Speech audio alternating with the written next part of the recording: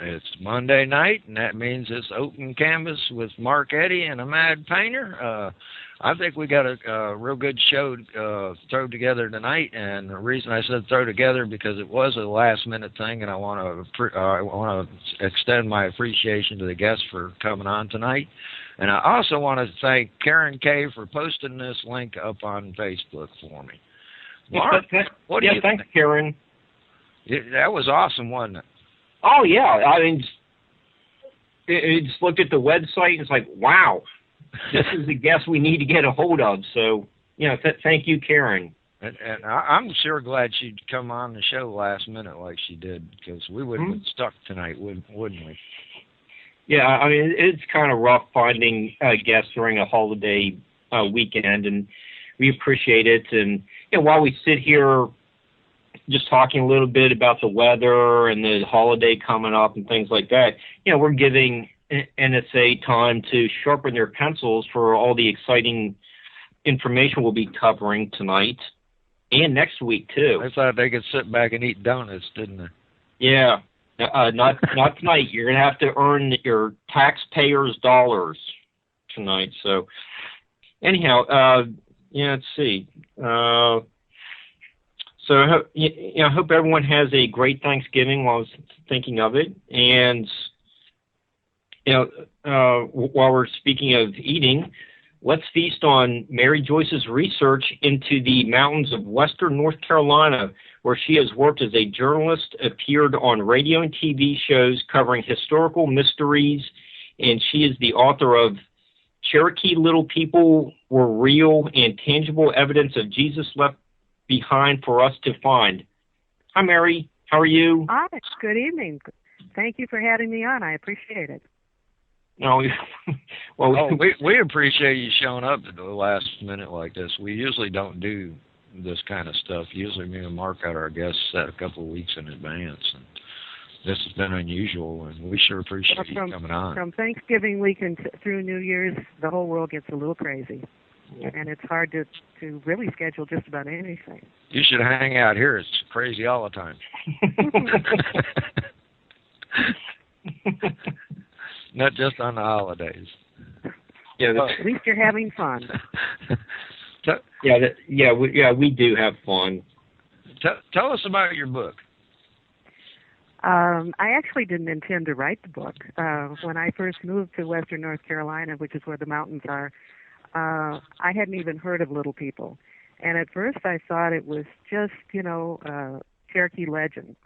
And one day a man came into where I was working, and he was very well respected in the community. He was a World War II hero.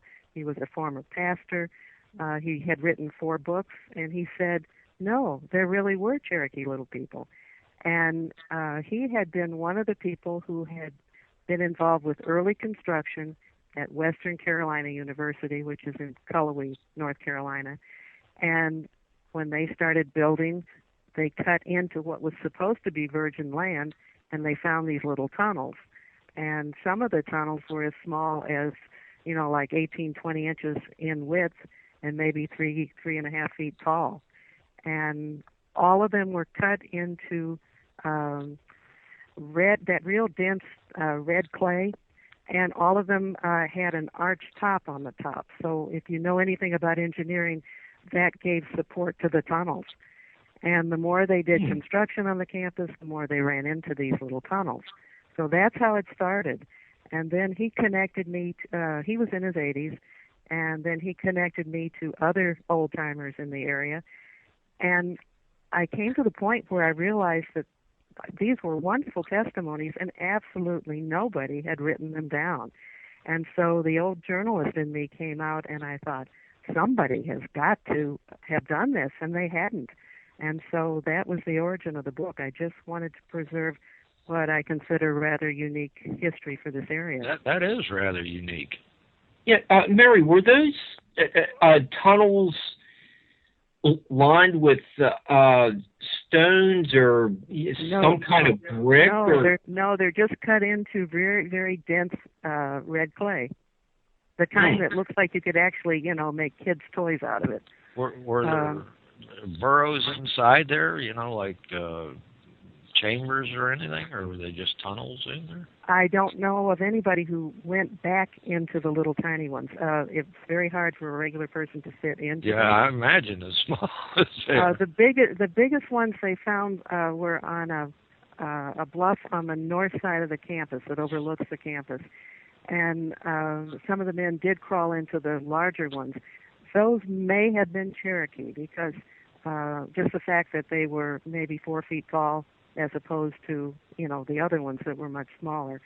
And the men, two of the men I talked to had actually crawled back in there, and it went back about 100 feet, and it did open up into kind of a cave-type area. But those may or may not have been affiliated with the smaller tunnels. And they ended up being all over the campus. The campus is really surrounded by mountains, so it's kind of in a bowl.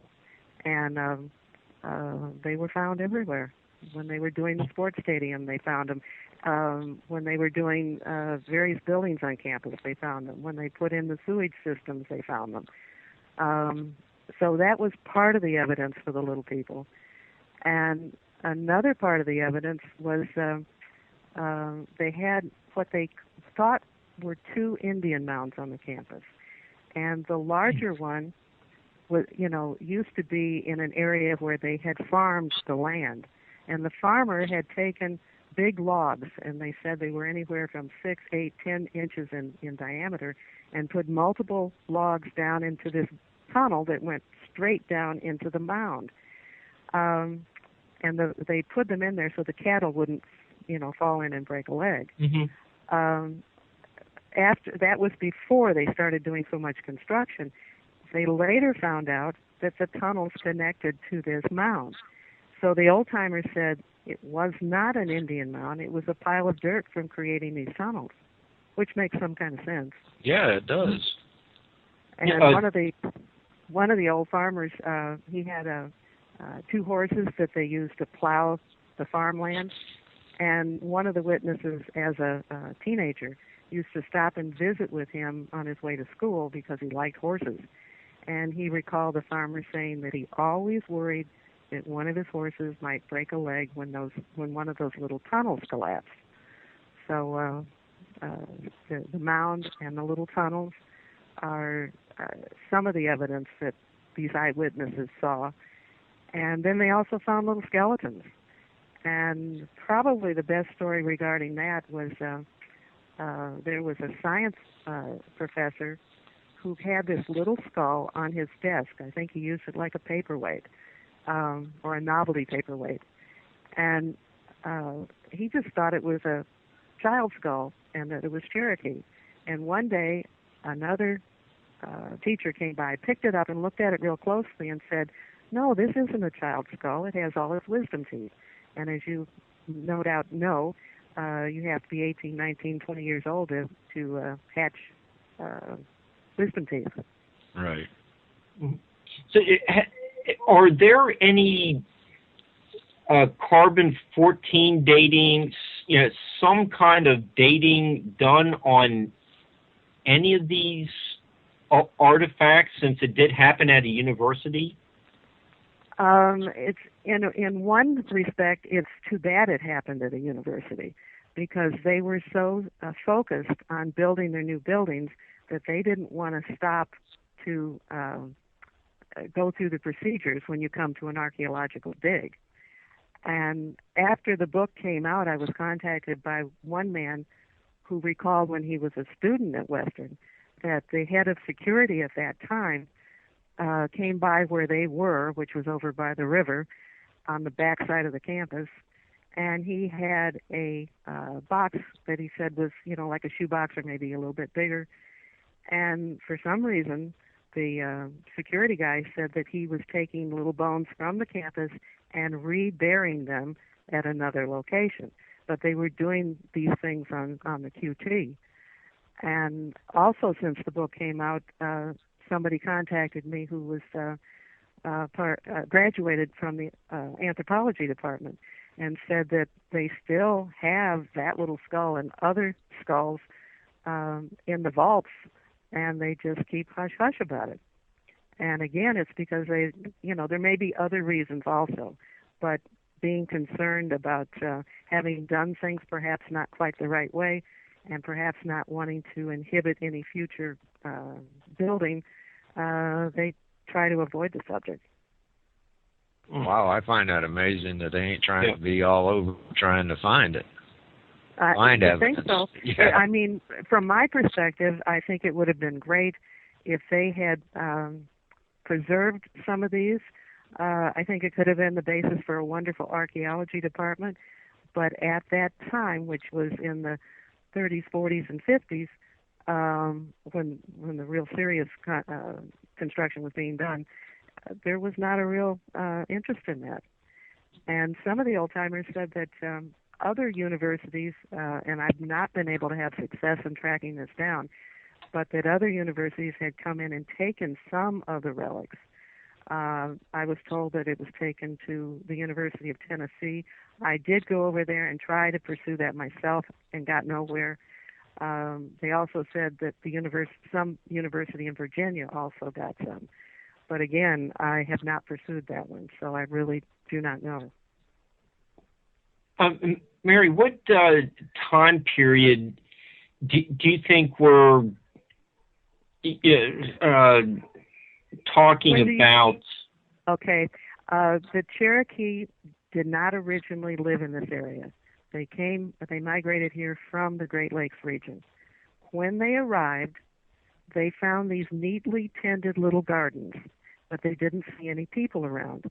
Eventually, they saw these little people come out from under the ground, tend the gardens, and then take the food back under the ground. Mm-hmm. And originally, the Cherokee called them the moon people because they came out at night and worked by the light of the moon. Now, here's where it gets even more interesting. The traditional Cherokee little people supposedly look like the Cherokee, except a smaller version. But there are reports of two other kinds of little people in this area. The original moon people by the Cherokee were described as having blue-tinted skin and large eyes. Then other Cherokees reported that they didn't like another type of little people, and they were the ones that had red whiskers and just looked different. And for some reason, they didn't like them, and they tried to kill them off. There's evidence that might be true because back in the 1940s, there was a very serious flood along the Tuckasegee River, which runs through this area. And there was a 5-year-old boy who was behind the Methodist Church along the Tuckasegee River, and he found this medallion, which he called a lead head. It had a face on each side. It was a very heavy metal, and as an adult, he has not been able to figure out what kind of metal it is. And it was, it had a seam all around the edge, so it was molded. It wasn't, sculpted out of something. It was molded. And this, in the book, I have a picture of that medallion or of that stone, and right next to it, I have an illustration of a leprechaun, and the similarity is incredible. And then I also heard from several of the old-timers that back in moonshine days, there were moonshiners south of campus at the top of Cullowhee Mountain, and they had a hidden moonshine still back way off in the woods.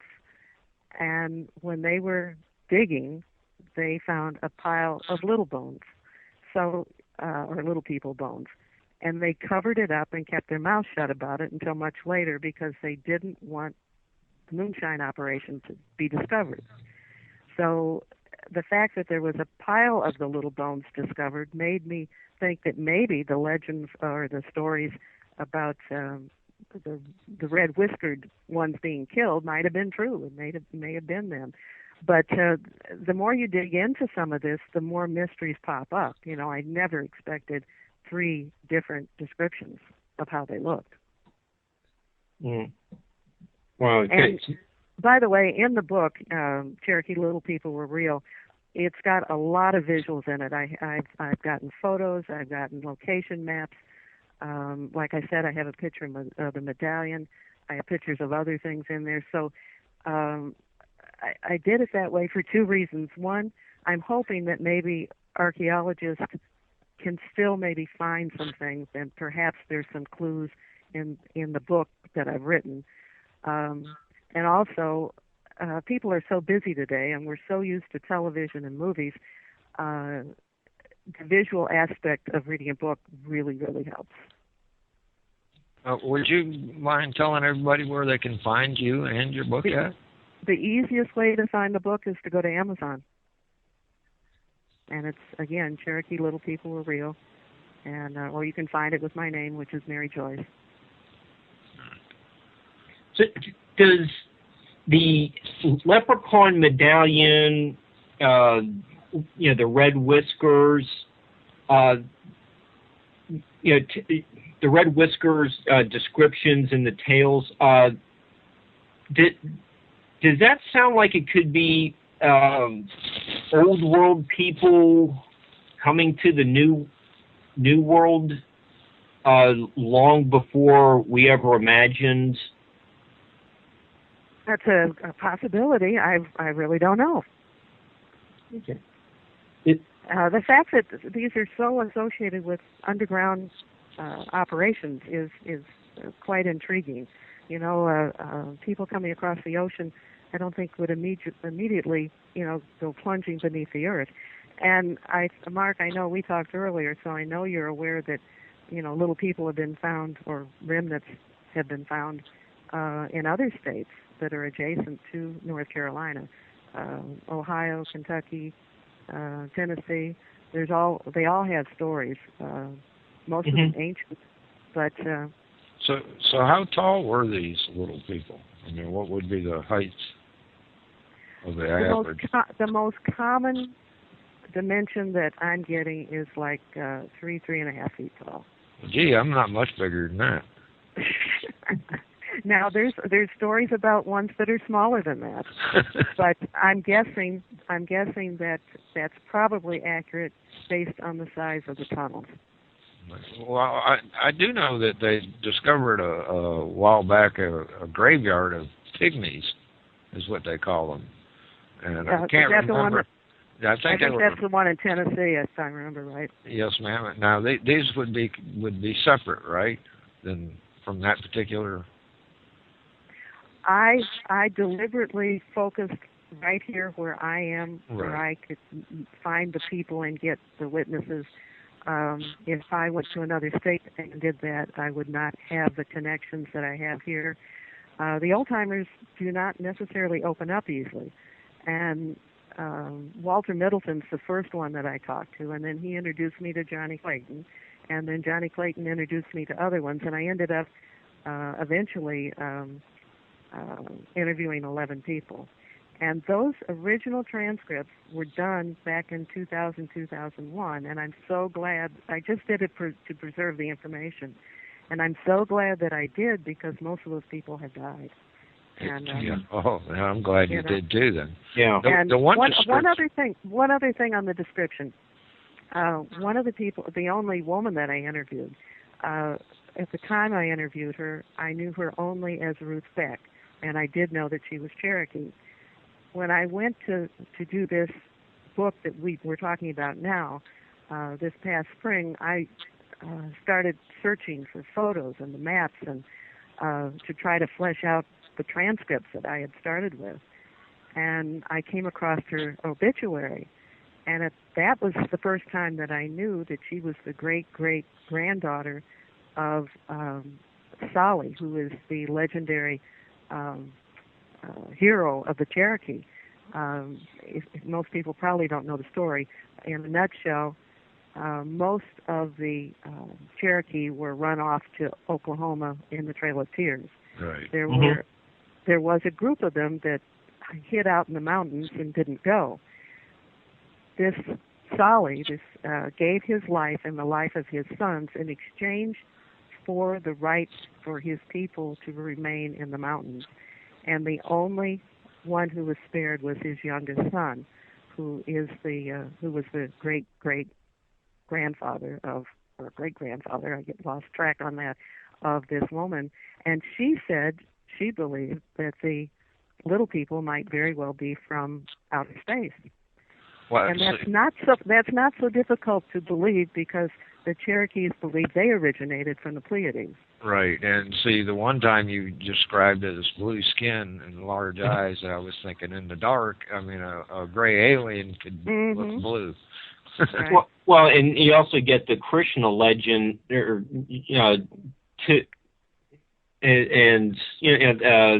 Osiris was green, so there is a historical precedent. Mm-hmm. Krishna is always pictured depicted blue. Mm-hmm. You know, so. And you can see that on the cover of the Bhagavad Gita book. I know I butchered that. You're thinking of Karma Sutta. No. You guys are reading different books, I can tell. But Mary, would does the soil in western North Carolina seem to preserve bodies? I know we had Dennis Stone from America's Stonehenge on, talking about how the New England soil is too acidic and bones may only remain intact for just a couple hundred years. Well, the soil is not all the same everywhere in the mountains, so that would be one variable right there. Some of the skeletons that the bulldozer operators told me about that were dug up, some of those they said went to powder almost as soon as they hit air. Yeah, so, okay. Some of them did pretty much vanish once they were brought out, but not all of them. So. Actual bone instead of fossilized. Yeah, because I was just kind of wondering if ground penetrating radar might detect them.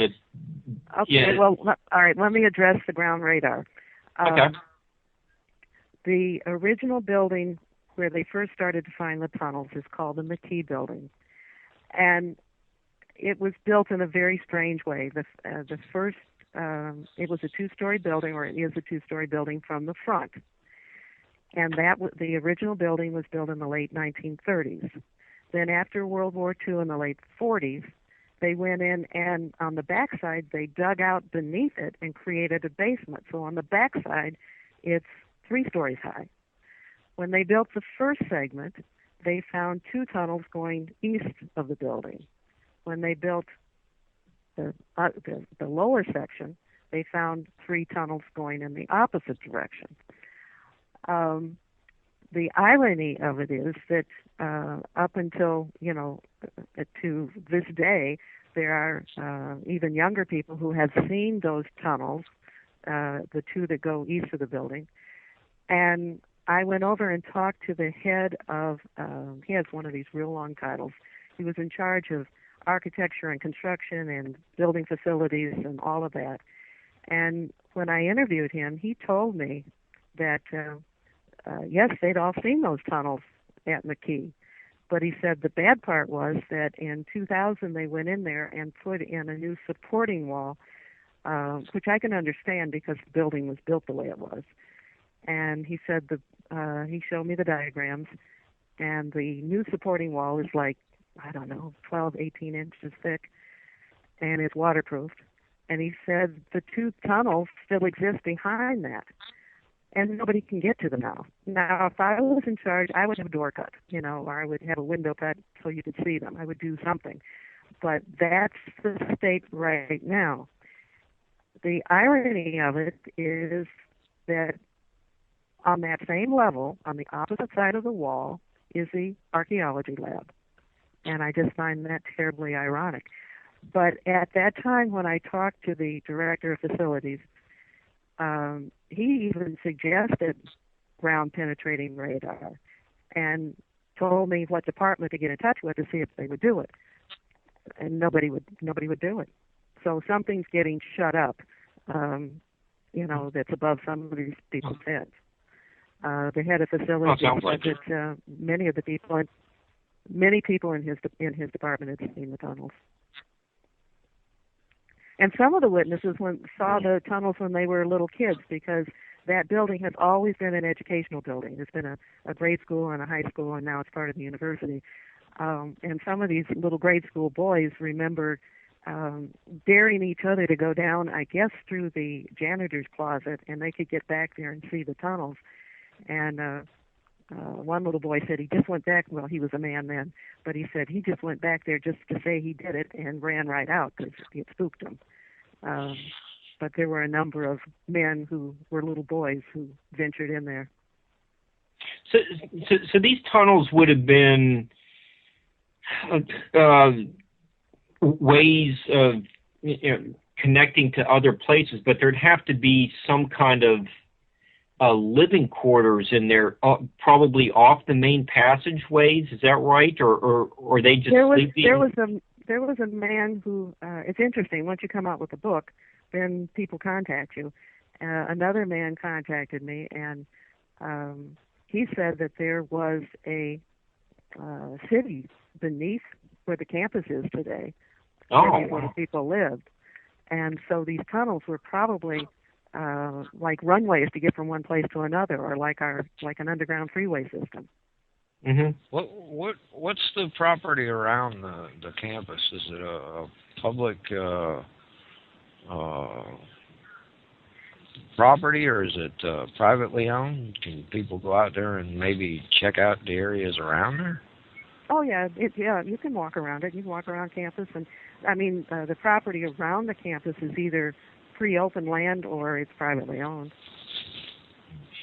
And the mountain ridge that backs up, the biggest mountain ridge that backs up the campus is called Balsam Ridge, and all sorts of things happen along there. We've had lots of UFO sightings along that ridge. At one end of it, there's an underground facility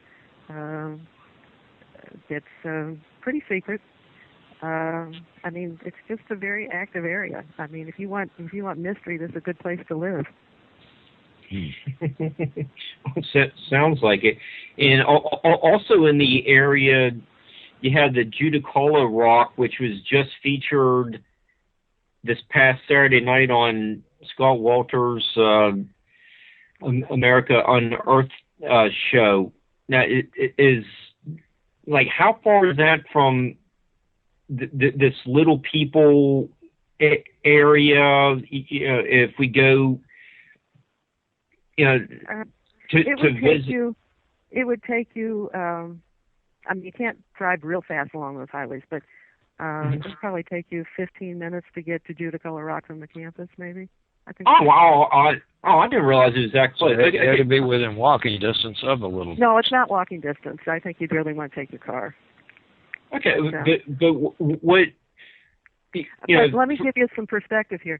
Okay. We'll just go from north to south. On the north side of all these things I'm talking about is the campus.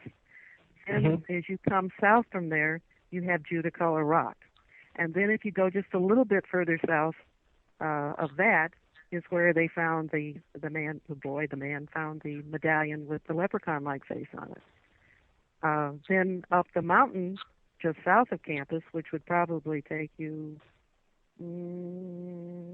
at least a half hour to get up to the top of the mountain, is where the moonshiners found the little pile of bones. So, with a car, it's all really pretty close. Okay. So for those who didn't see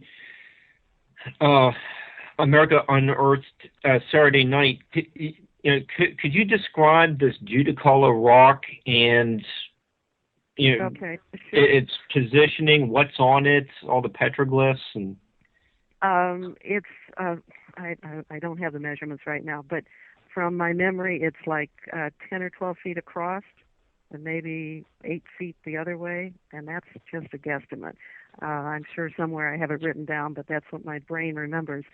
And it is covered with petroglyphs that absolutely nobody has been able to figure out what they mean, including the Cherokee.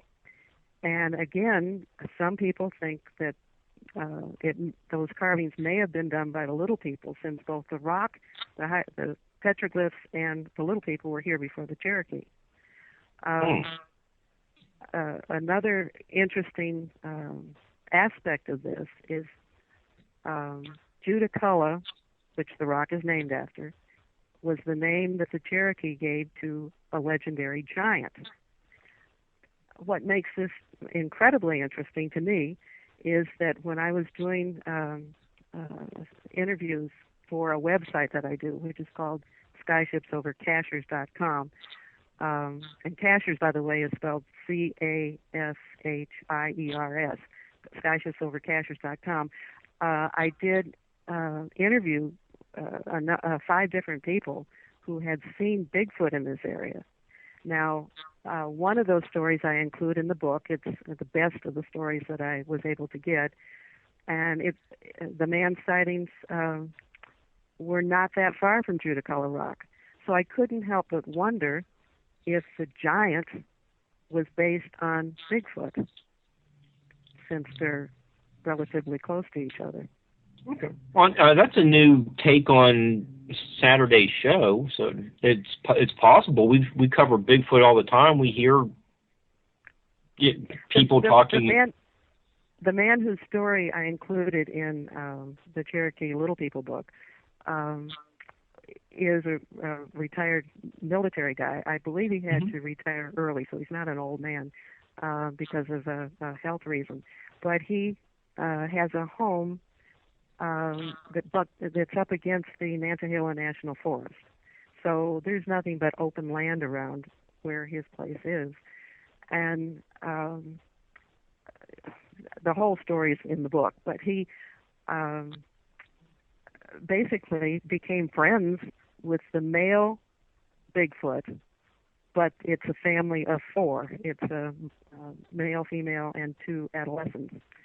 And eventually they got to the point where the male would trust him, and he would come down when he was gardening, and the man would share some of his food with the Bigfoot.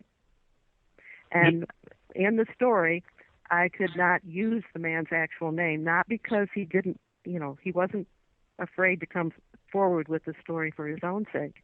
He did not want to put the Bigfoot in jeopardy. So he didn't want people to know exactly where this was happening. That sounds like some of the guests we've had on in their experiences interacting with Bigfoot.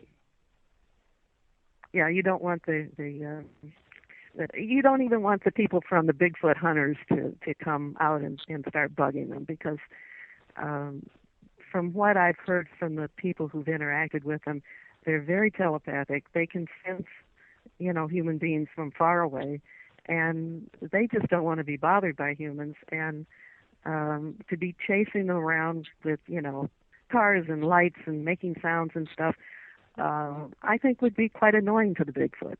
One man told me that it would be a little bit like having somebody come out in your front yard and just start blaring the horn or, making all sorts of racket. It's just totally irritating. And I think that's how the Bigfoot. Yeah, I can handle keeping most people away from me too. So I know how they feel. And you especially want to, keep the hunters away, the ones that just want a trophy. Right. Mary, was there any indication of elongated skulls? No, no. Now, again, something I've learned since the book was that there are at least 2 skeletons in the vaults at the university, and they have 6 toes. It was described as having 2 big toes and 4 that dwindle down in size, I guess. So there's evidence that both Little People and Bigfoot and giants have all been in this area. And these are very ancient mountains, the ones, in North Carolina. Wow. I find that interesting. I'm going to be in North Carolina next March, so maybe I'll get to go check some of that stuff out.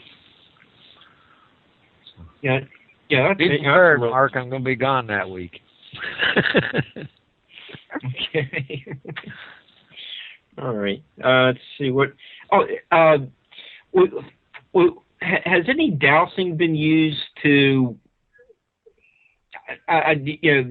discover any other mysterious aspects of this area of Western North Carolina? Well, this is interesting. It's probably a step we should take. Rather recently, on the Skyship Silver Cashier's website, we did an experiment with dowsing in a very large field where a UFO had been seen that had landed. So we took somebody who didn't know where the UFO had landed, and really hadn't followed the website in any way whatsoever, and had never done dowsing.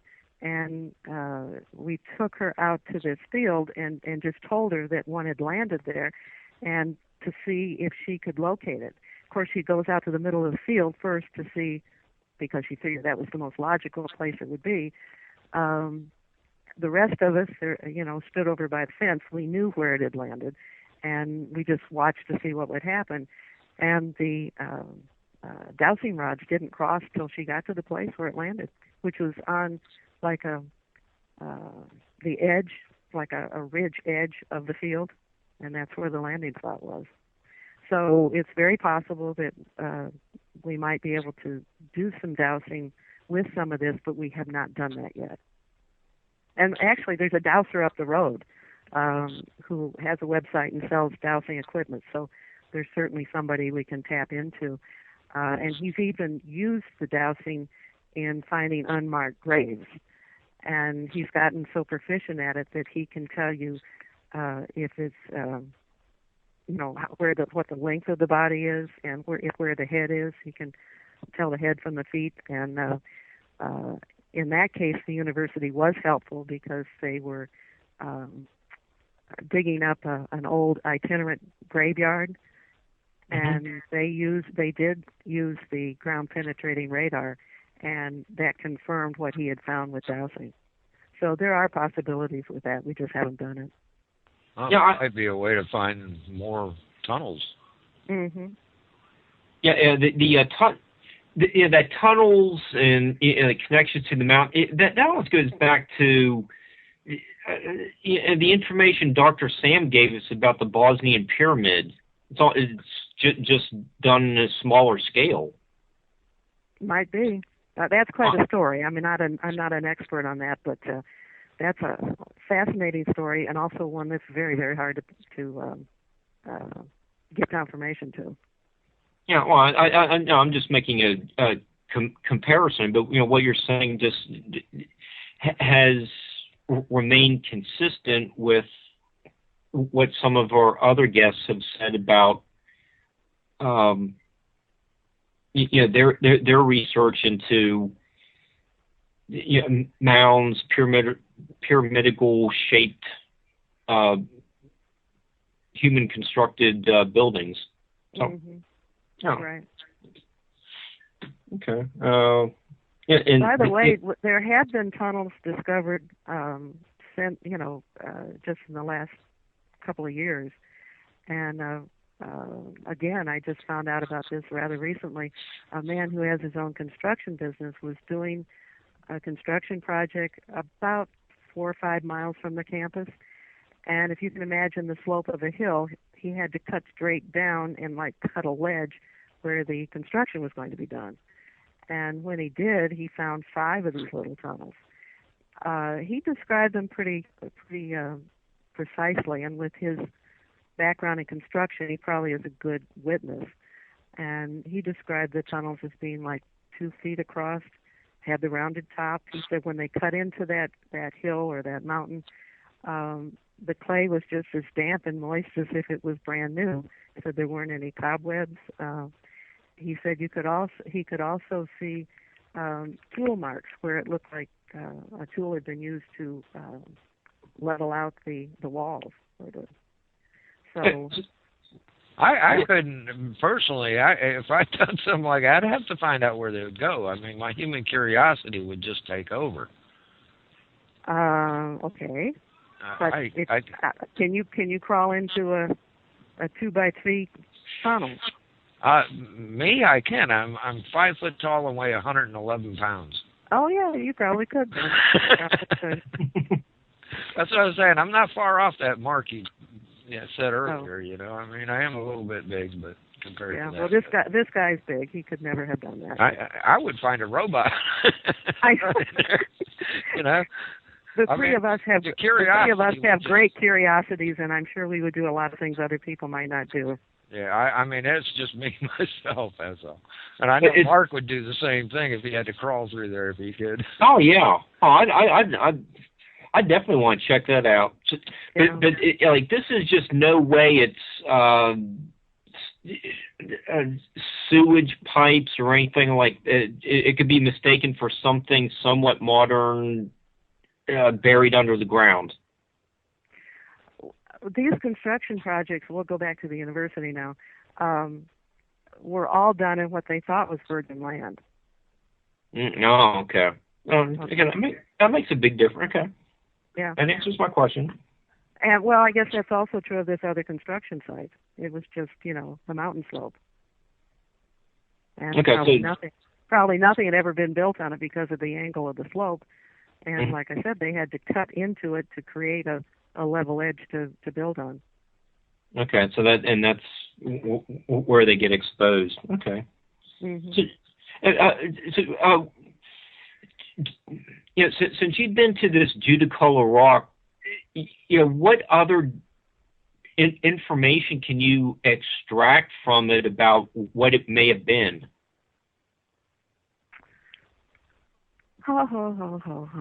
There's been a whole lot of guesses about it. I don't think my guess is going to be any better than anybody else's.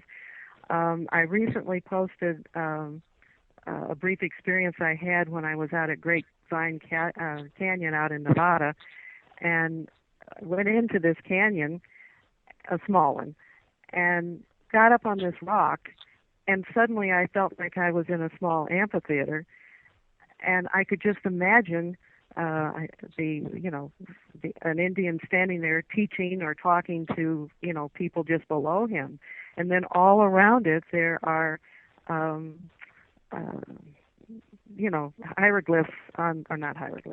petroglyphs on the rock faces and on the rock walls.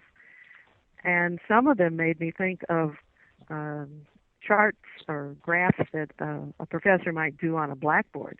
So I actually referred to them as ancient blackboards in the story. And kind of a working theory is that perhaps wherever there's an abundance of these, that they might very well have been places of education.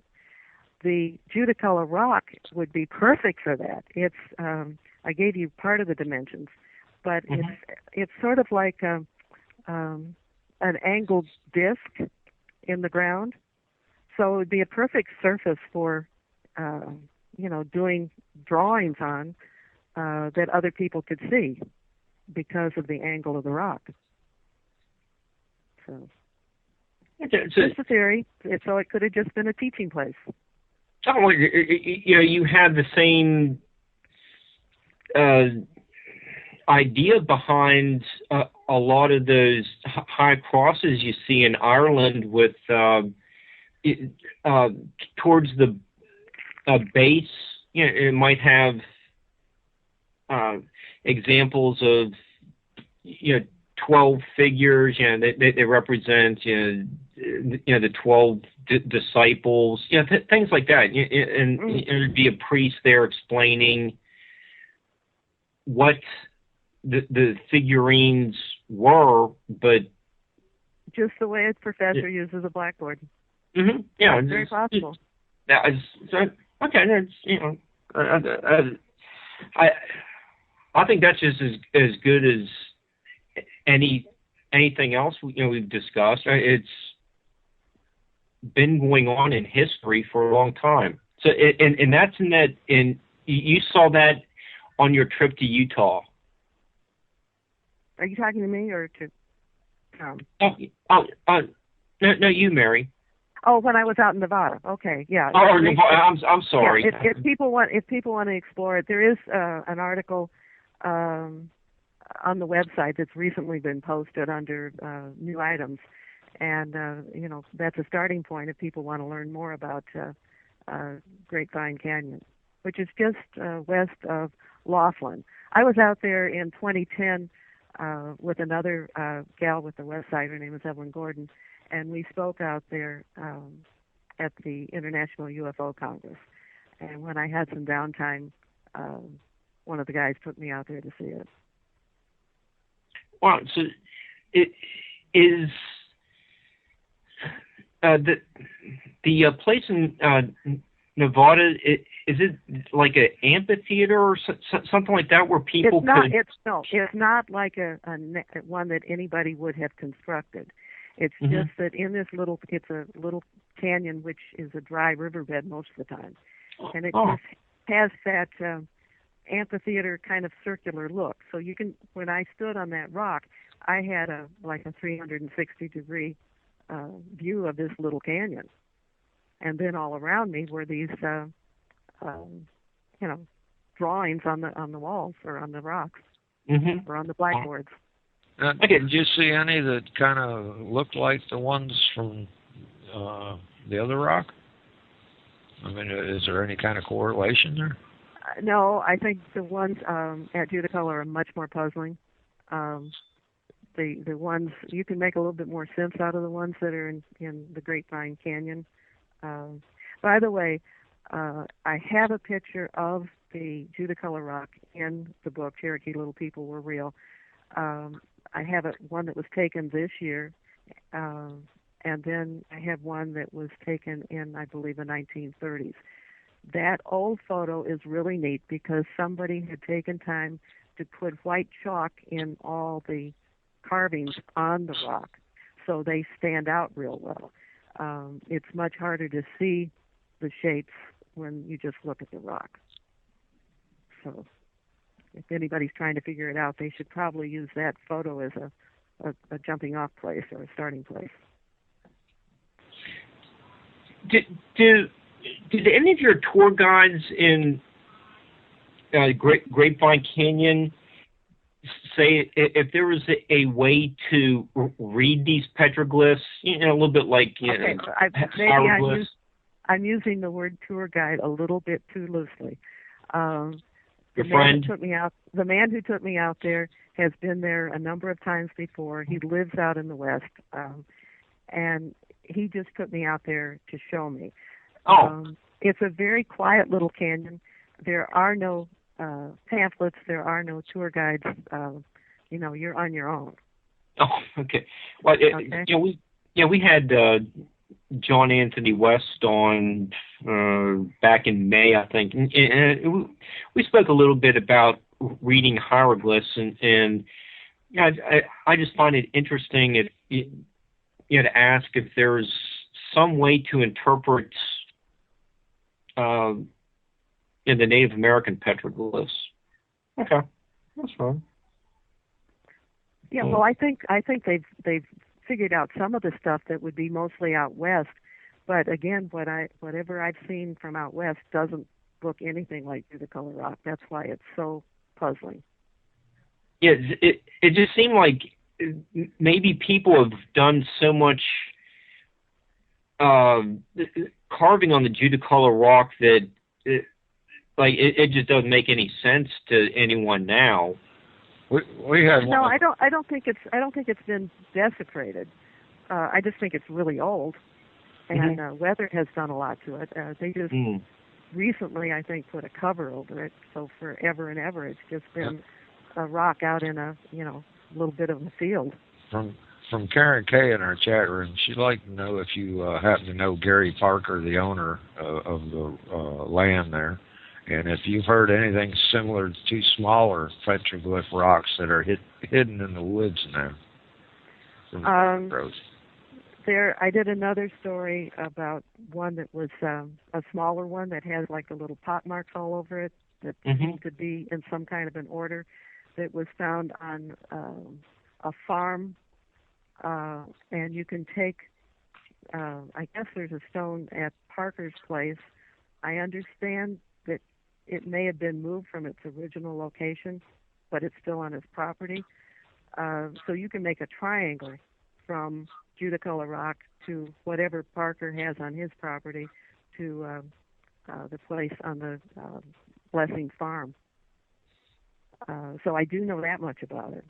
But the people on the farm with that one rock speculated that that was used by perhaps a medicine man, that those little pot marks and stuff were used to, somehow grind grains or do something of that nature.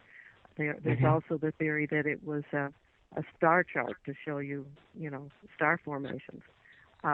In my mind, it's not clear enough to make a determination. Someone in the chat room said it's a family tree rock. It's a family tree rock? Going way back, right? Well, you now, do by have the way, one of the I don't know if there's a family connection or not, but one of the people I interviewed for the book, his name was Grady Parker, and he owned a excavation business, and he was one of the people who made some of the discoveries on the Western campus. Whether he's connected with the Parker that your caller's talking about, I don't know. Have you ever heard of Red Rock in Kentucky? No, I haven't. Scott done something like that on that show there too, Mark, didn't he? About Red Rock. Yeah, that might have been the name of the second place he visited on Saturday's show. I didn't get a chance to see it. I was just curious. I thought maybe she might know something about it. I didn't see his show either because, like I said, I only get History 1. I don't get History 2, and that's where that program airs. I don't get time to watch them. Well, there's truth to that too, right? Okay. We got about 2 minutes for the break. So what can we squeeze in 2 minutes, right? Yeah. Would this Tom? You're the quiet guy. Tell me a little bit about yourself, other than you're small enough to get in a cave. I try to be the comic relief. Well, go for it. And a lot of times I just sit here and make smart remarks. It depends on the guest. How did the two of you get connected? Mark just decided to help me for some reason. I'm not sure why. I still ain't figured that out. So you had the program first, and then he came along to help out? Actually, he started helping on the first show for some reason. You put in the chat room, does anyone know anything about the people already booked? Oh, yeah, that's true. I did, didn't I?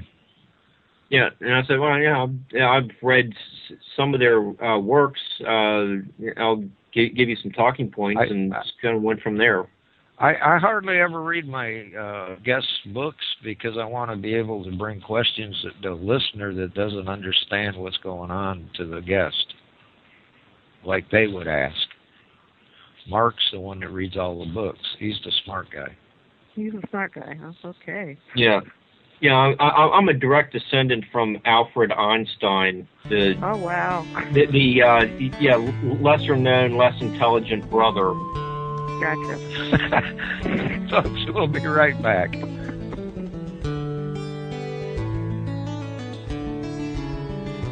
And it's a great way. You cannot listen to all the shows.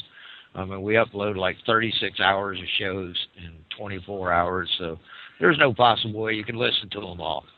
And we really could use the money this month. The holidays, everybody's under a pinch, and we should sure use it. Me and Mark got a special open canvas that's going to be on December 7th. We got Klaus Donner going to join us back from unsolvedmysteries.info. Yeah, we had him on a while back, didn't we, Mark? Was that December 30th of last year? It's been almost exactly.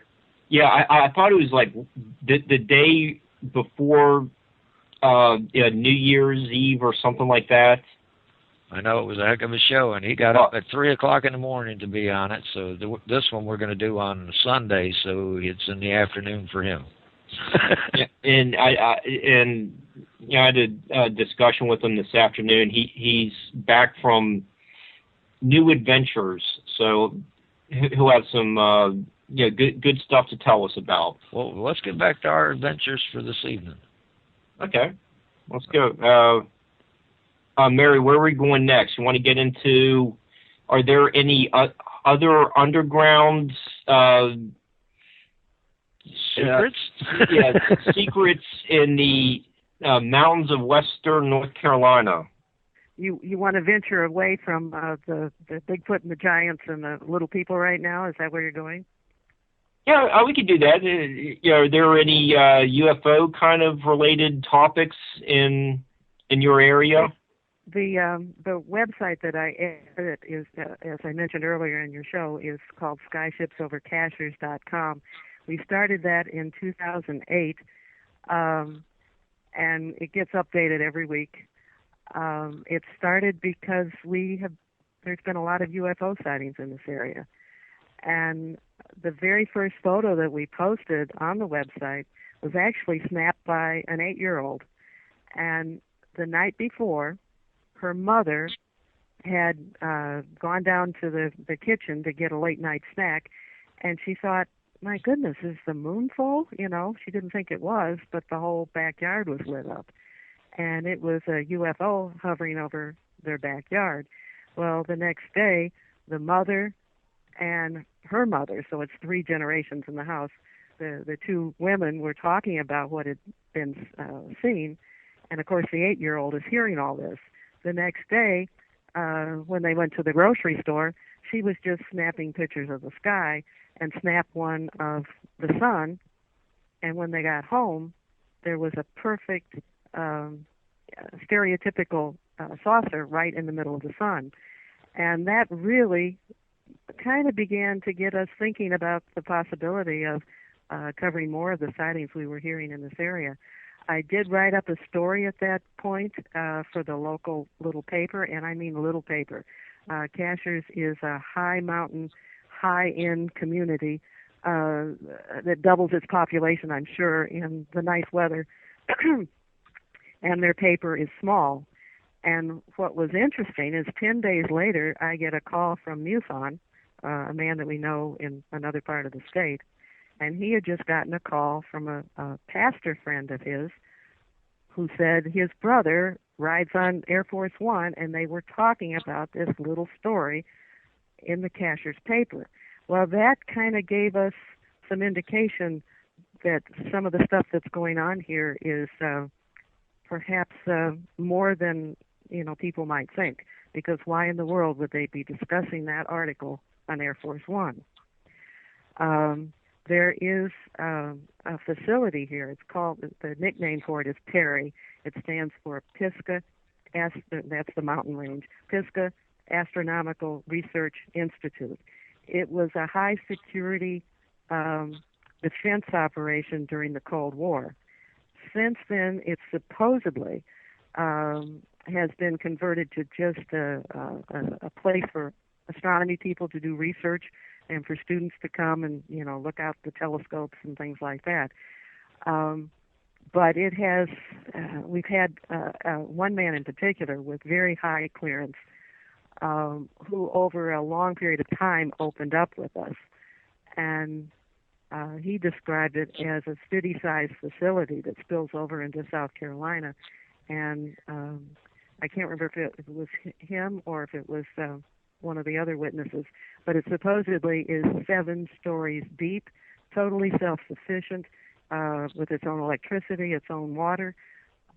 We've gotten support for this in very strange ways. Sometimes water levels will just suddenly drop in that vicinity.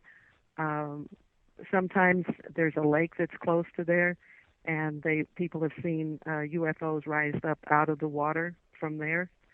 There were 2 former Air Force guys who were in high supervisory positions who were investigating the UFO phenomena and Perry, and they were out there one day and they saw somebody at this supposed educational astronomical place, and there was a man dressed in a SWAT team outfit escorting or letting a military truck out of the gate. And sometimes you can get in that place, and sometimes you can't. There's a lot of people who live in that area. They will not talk about it. We get real strange confirmation of some of this.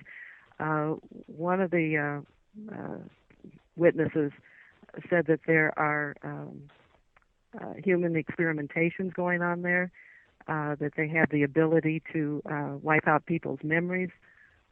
One man, when he, I think, was in his teens or early 20s, was working at a tree farm, which kind of is overlooking, up on a high mountain overlooking it. And they saw animals being brought into the facility in cages, which is not a normal thing to see if they are just doing astronomical research. So there's a whole can of worms with that stuff. Was there any particular type of animal? Did they say? If they did at this moment, I cannot remember. Right. I was just curious because well, that's a good question. Bring in animals to hunt, and being out there, depends on how much of them. Why would you wouldn't take animals inside a facility? No, that's true too. That wouldn't make sense. Or something. And then we got contacted by somebody who worked in social service in Rosman, which is the closest town of any size to the Perry facility, and the man had been called in on several satanic abuse situations originating from the little tiny community of Balsam Grove, which is, right where Perry is. And he said the FBI came in, they shut it up, they wouldn't report it to authorities. There was all sorts of things shut up about it. So every time we hear about something with Perry, it's always something that doesn't sound quite right. Worse. And as far as working, that's not the only one. I mean, we've got under our section on the Skyship Sober Casher's website, there's a heading called Deep Throat Testimonies, and the story at the top of that section is a former military man who has blown the whistle on an underground facility that's been built just outside of Cherokee, North Carolina, and beneath the Great Smoky Mountains National Park. And he's gotten photos of the big planes coming in, where cargo planes, and they will drop things down where it's an area where there's no roads to access it.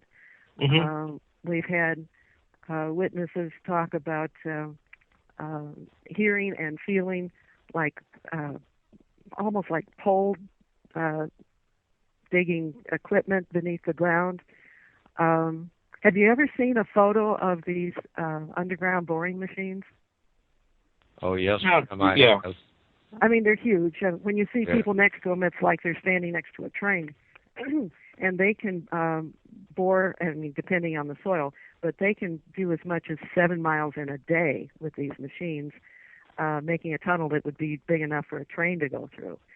And so what's been happening around here is at different points, people experience this rumbling or this grinding or this drilling, and then it will just quit.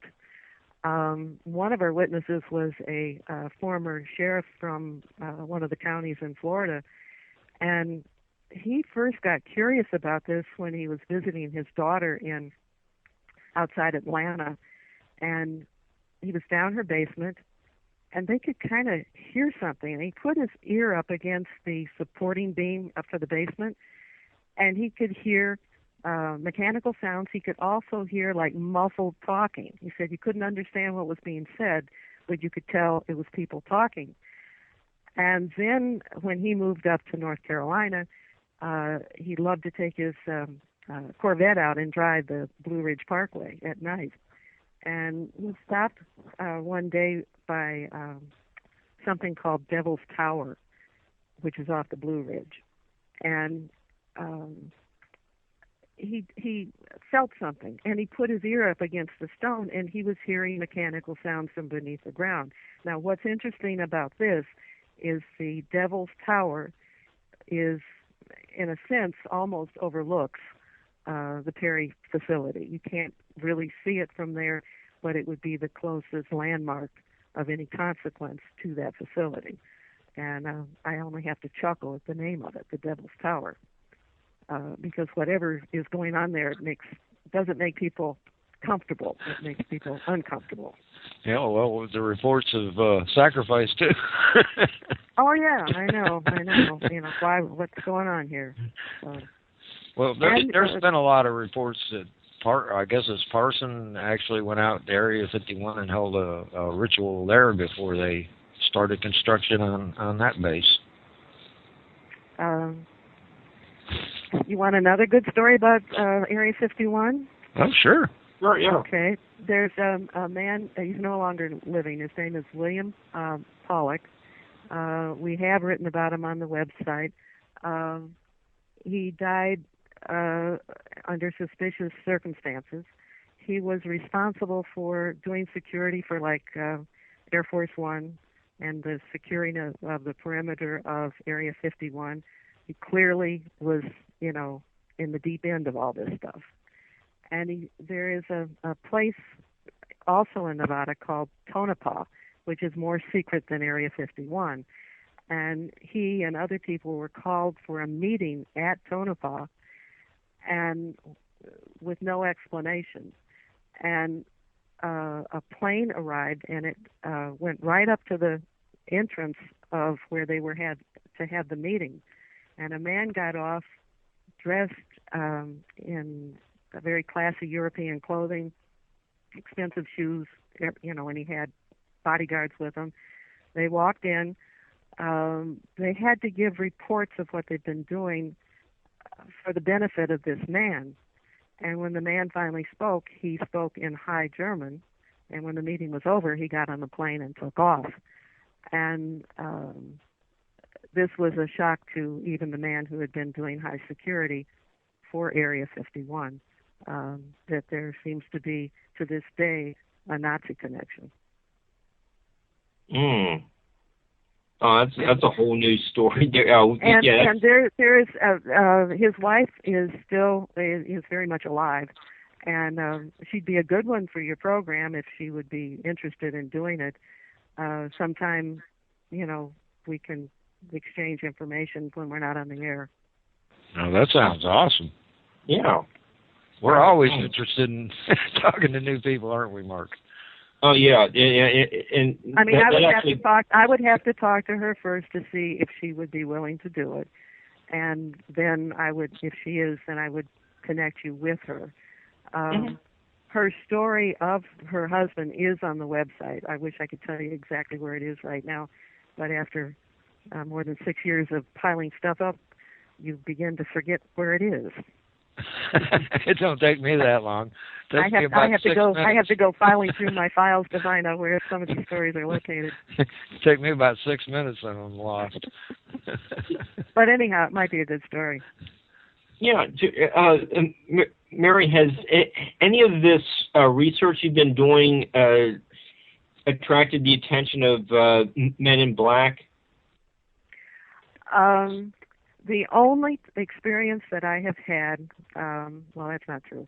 The most dramatic experience I had was early on, before the website was even started, and I was doing all of my research in this area on a computer that wasn't really connected in any significant way to anything. And when I would write on it, when I would get done, at the end of the day, I would unplug it just to protect the information. Well, one day I went up there in the morning to to turn it on to print out something I'd done the night before, and it wasn't there. And I had 10 different major files, not like folders, all related to things like UFOs and underground facilities. Everything related to UFOs was gone. Everything else was there. And I called in a man that I knew who was responsible for fixing all the computer problems at Western Carolina University. And he'd been doing that for like 20 years. And he came over and spent a lot of time trying to figure it out. And he was absolutely befuddled. He said, I have never seen just one subject matter or one type of file selectively disappear, and everything else was left. And he went into what I call the bowels of the computer and couldn't find a trace of it anywhere. I mean, a lot of times when things disappear, there's still somewhere down in there, and he couldn't find anything. So that would be the most dramatic thing. And then when I will not personally set foot on the Perry Center, I've gotten to the front gate. I've gotten close to it. Whenever I do, I literally get a strange feeling, almost like an electrical sensation in my head. It's like not pleasant, and I do not want to be on that. Well, you mentioned that there was reports they can wipe my memories out and stuff, so they know how to. Right. If they're able to do that, they could make you do almost anything. Right. That's what scares me about some of the technology. That's what I stay away from that. But the thing with the computer would be the most dramatic. And it hasn't happened since. I have, a really nice computer. I have it backed up on, a really good backup system, and I haven't had any problems. Well, that's good to hear. I noticed on your website you have a spot for people to report sightings. Right. That's pretty cool. Does it get much activity in there? It's for the area you're at, right? Well, we've got we have a section called Witness Testimonies. That's where people don't have visual evidence to go along with it. And then we have Skyship Photos, which primarily focuses in the North Carolina general vicinity, and the rest of the pictures that go beyond our country or out into the universe are all under a section called Global Links. There's some fantastic photos on there that, excuse me, we were contacted by, I need to take a sip of water. That's fine. I sure am enjoying this, Mark. Her website is Skyships Over Cashiers. They pronounce it cashiers around here, but it looks like cashier. Looks like a cashier at a store to me. Yeah, it does. with an S on it. But, I'm looking at some of these photos now that are under the Skyships. Under Global Links, especially in the archives for last year, 2013. There's a number of photos that are taken from the NASA satellites. And this man who contacted us from the Netherlands is a computer whiz, and he's been able to figure out ways to clean out the debris and focus the images so we can see more details. And the details of the humongous UFOs that sometimes appear around the sun are astounding. Very much, clearly they have structure, mechanical structure, and they're huge. I mean, we think of Jupiter as being a huge planet, but these are bigger than Jupiter. And the photos are great. So I would encourage anybody to look under Global Links, go to the 2013 archives, and just kind of scroll through, and you'll find some of them. I'm doing it right now.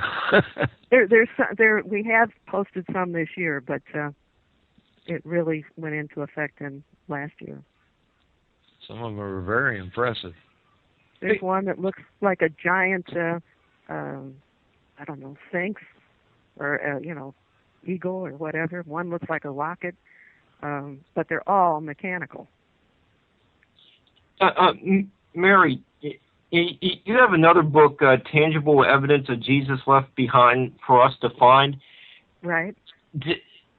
Does I assume that's a faith-based work. Does that help you to cope with the unusual activity in your area? Okay. First of all, I do not fit into a religious box. I am very spiritual, and I do have a Christian orientation, but my interpretation of Jesus is certainly not going to match what most people's are. I personally think that he is a man from the future or from another dimension, and I think many of the great masters come back periodically to try to help out this goddess, which is certainly screwed up. This is another book I did not intend to write. I know this sounds crazy, and if I heard somebody else saying this, I would certainly have great doubts about it, but it is what it is. You haven't heard some of our guests, believe me. Oh, Can't okay. top them. Okay. I was awakened on October 5th of 2013 by Jesus, and he told me to write this book. He told me he wanted it to be concise and to the point with lots of pictures. He said people are so busy that they won't, take time to get the information that he thinks they need to have. Not only that, he told me he wanted it done in a month's time, which I managed to do to the date. And the only reasons I was able to finish it was, number one, I have the newspaper background, so I'm used to working under deadline. And the other thing is, just out of plain curiosity, I've been doing a lot of reading like Mark does on my own. And most people are not going to take the time to read these big, thick research books. And so they're missing these wonderful tidbits. And some of the information about Jesus, is quite astounding. Because of the kind of show that you have, I'll jump right into one of the things that many conventional Christians would find difficult to swallow. At the time of Jesus, for about a period of 100 years, they had a very, very strange burial custom. And what they would do is they had these family tombs or caves in the Jerusalem area. And when somebody died, they would put them in the tomb or in the cave for a year's time until all the soft tissue had rotted off. Then they would go back in and collect the bones and put them in a box that they call an ossuary box. And it was made of stone, and it would be big enough so that you could put the leg bone in, and it would fit. Then they would bury those ossuaries in family tombs. The family tombs typically had a central, you would walk in the door or the entrance, and there would be like a square center area. Then there would be burial niches off on the other three walls. The person who was considered the most significant, or the head of the family, would be buried in the niche to the right as you walk in to the tomb. There is a tomb which has been declared the Jesus family burial tomb, and in that first niche there are three ossuaries. One is etched with I'm going to do it all in English, Jesus, son of Joseph. Then there is one that is it's a nickname form, a familiar form for the name Mary, and I don't know how to pronounce it right. It's like Maramia or something like that. And then there is a third ossuary that says Judah, son of Jesus. Those are all in the first niche. To reinforce the idea that it is the family tomb of Jesus, some of the other niches are engraved with the names of other people that are in the New Testament that are associated with Jesus. So the idea, they've tested, I guess, the fragments inside these tombs, and there is no genetic link between the I'll say the Mary in the first niche with the remnants in the Jesus ossuary. So there was not a family link. It wasn't Mary the mother. It wasn't one of his sisters. And, since it says on one of them, Judah, son of Jesus, it would indicate that he was married. Now, that's coming out in many ways now. I have one chapter on that with, pictures of ossuaries and the layout of the tombs and things like that. So, there's a whole lot more. They found, remnants. One of the researchers, I believe from Harvard, has analyzed or had people analyze this little fragment, and one of the things that says on there, it refers to Jesus. He's speaking, and he refers to his wife. So there's a lot of things that indicate that he was, was a married man. Now, that is more typical for that time period. He was a rabbi. In fact, there's a title which I no longer can recall what it was, but it's a title for somebody who is like a high-level rabbi or a high-level teacher, and that title was applied to Jesus. At that time, and maybe today also, I really don't know, you could not be a rabbi, and you could not, unless you were married, and you could not teach children unless you were married. So that fits in with the culture of his time. There are people who've written books on the idea that I'll jump in on my own opinion. I think that Jesus was special, but I think he had to go through the normal life of a human being. And as some people that you may or may not know have gone through awakening processes and have, become spiritually more knowledgeable, they become transformed people. I think Jesus lived a regular life, but it was also very special. I don't know how to say it more than that. But I deal with some of those subjects, and also at the very first chapter in the book, I had two letters that were written during the time of Jesus. One was by Pontius Pilate.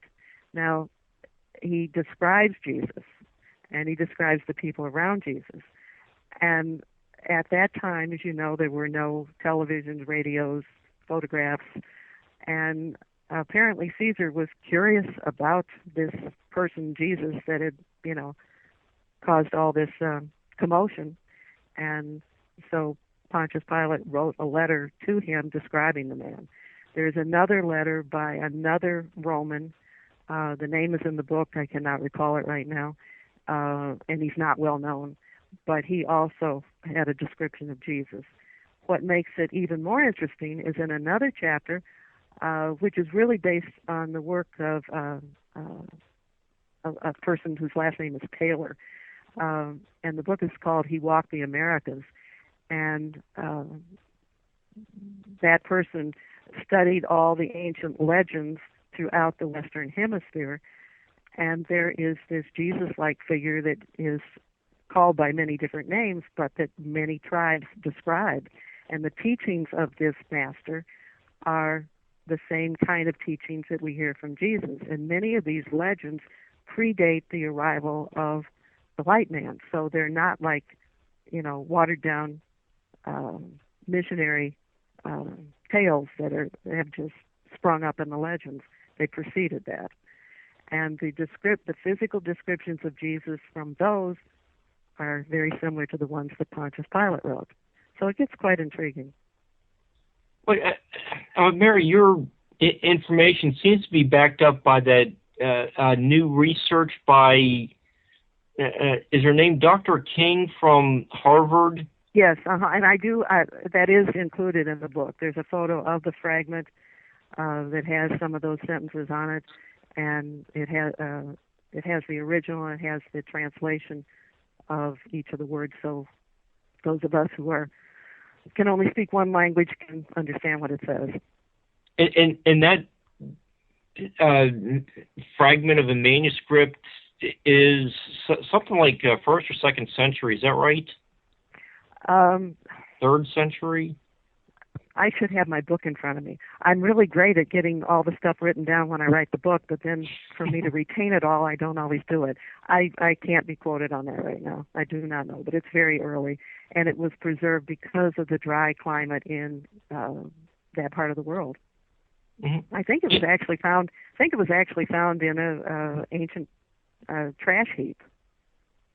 Oh, okay, that's interesting. And is the tomb with the ossuaries in it, is that the same or a different place as the Talpiot tomb?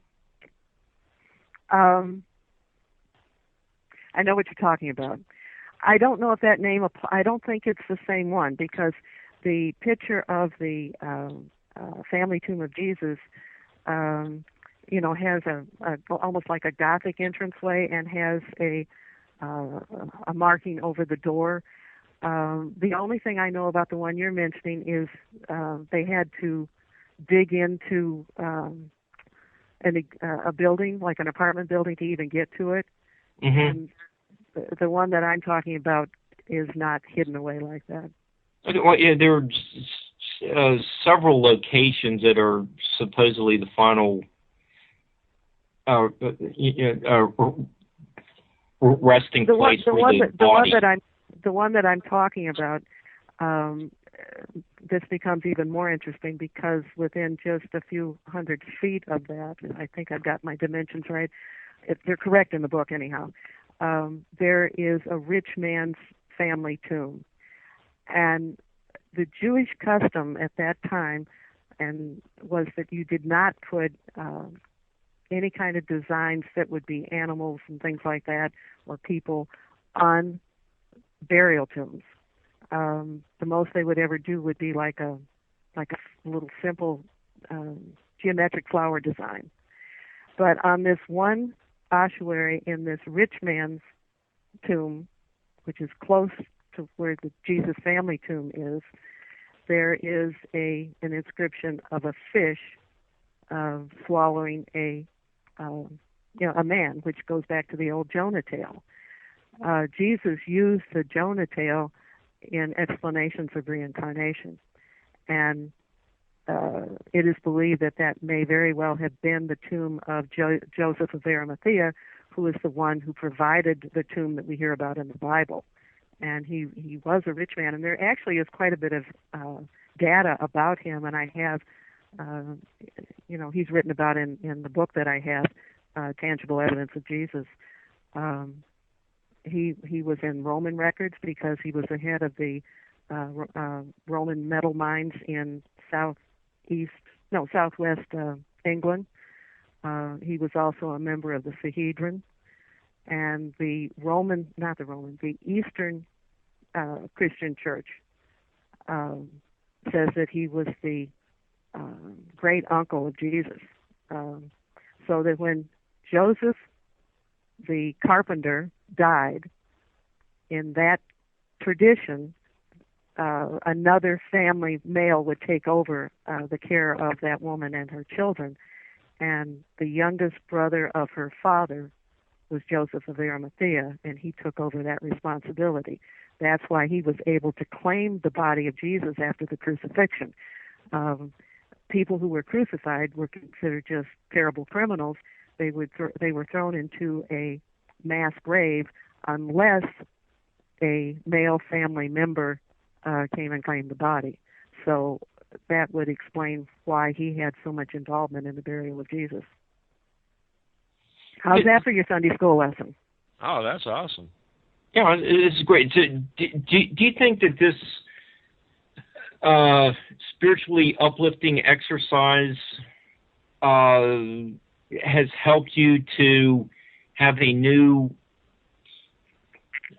view of this Rhapsody Place, are you finding it instinctively an area you want to steer away from? I'm not sure I totally heard what you said. Steer away from what? The underground base area. Like, I've also been told in message form not to step foot on it. Oh, okay. Well, and then when I went as close as the front gate, I felt that, and twice I did it. And the people who were with me in the car also felt it. Just having the knowledge that you knew about the place would keep me away from it. Yeah. From setting foot on it, I might watch it. I mean, part of me is curious, but part of me doesn't want. Yeah, touch but there's a danger there you have no control over. That's right. I follow my instincts, and I get a feeling I follow it. Oh yeah, I mean that's what saves most of our butts if we pay attention. I hear that now. So, Mary, what's next for you? What's next for me? The way I'm spending my time right now, of course it slows down during the holidays, is I've been lecturing on both the books, and the website. I'm the editor of the Skyship Over Cashier's website, so I'm constantly doing investigations and writing articles for that. So that's a regular ongoing thing. There are many people who want me to do follow-up stuff on the little people. I'm torn about it.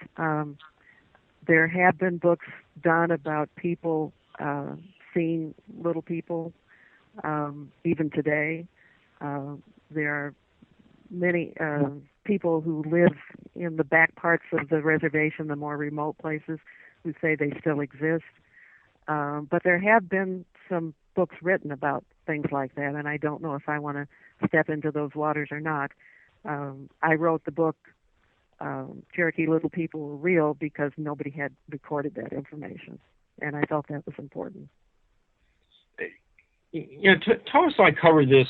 It's becoming a weekly segment. But do you find that these oral legends, the folklore, actually are historical documents?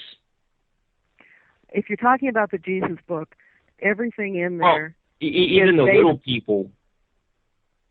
All right, one at a time. The Jesus book is trying to make the research of archaeologists and scientists in a very palatable form, so that it's easy to read and easy to catch on to the really neat pieces of information that have been discovered without having to wade through all the laborious stuff that so many researchers do, especially if they're involved with an academic organization. So ask me the question again and I'll apply it to the other book. I asked something like, are these Native American oral traditions and folklore stories actual historical documents? Or the petroglyphs might be a document, but are the folklore tales actual history? All right, we're now talking like white people. That I know Indians even today that the most sacred and secret teachings are still only passed down orally. They will not write them down. That I have met people who believe that to this day. That has been the tradition, at least with the Cherokee and probably all the other tribes too. So they have never had the mindset of us white folks, as far as recording things that way.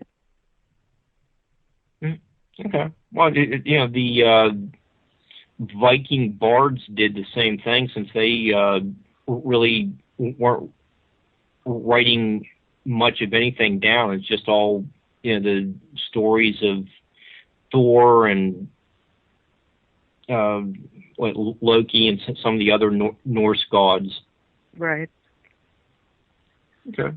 Yeah, we just we had Sherry break a few weeks ago, and Mike Mott and Dr. Rita, a whole bunch of people recently just talking so much about the new field of folklore and how it's really capturing people's attentions, and found throughout the Ancient Aliens series too. And that program has done a world of good in opening up people's minds to possibilities.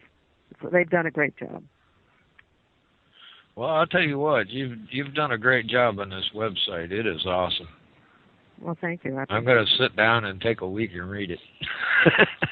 Actually, I don't think you can catch up because, after 6 years, what you need to do is to dive into what you're really the most interested in and start there. And so often you think about the archives as not having information that will be new to you. But there is information in some of those archives that, absolutely will be new to most people. So don't limit yourself to what's just there this year. I've seen that you've visited a site down in Titusville, Florida. Yeah, years ago I was working for Brevard Community College over on the Space Coast, and they were doing that dig, which has been covered, by the way, by America Unearthed rather recently. And in a nutshell, there's evidence that the people there are older than any of the other people in North America. We've been taught that the people here in America originally came from Asia, through the Aleutian Islands and down that way. But this find over near Titusville is older than that.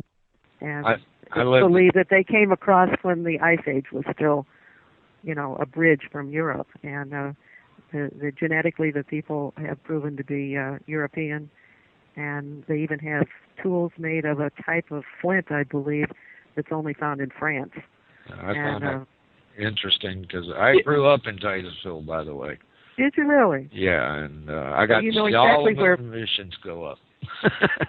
Yeah, when I lived there, I was right on the beach, and I was actually there when the shuttle exploded, and I was driving down Highway 1, and I saw the thing going off, and I'm driving, and I pulled off the side of the road, and I turned on the radio, and so I heard it on the radio and watched it, because as soon as it started to do that splitting, I knew something was dreadfully wrong. And that's one of those pieces of history that will stick in my head. Yeah, I don't blame you there. It's like 9/11, and everybody knows when they heard it.